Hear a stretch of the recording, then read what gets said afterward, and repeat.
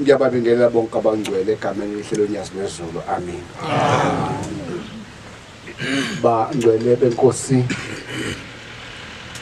sizama ukubamba isikhathi imisebenzi kaNkulunkulu mningi.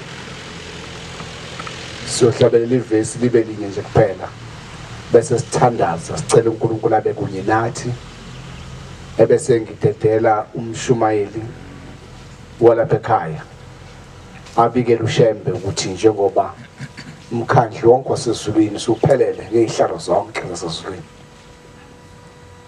yini eyenziwa phakathi komuzi kaNkulunkulu. Amen. Amen. Inkosi yabusa ukuphama kwabangcwele. Nkosiyethu simakade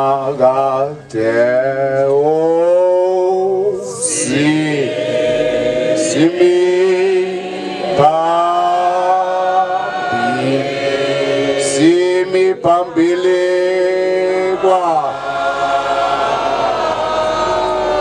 simi pambi kwako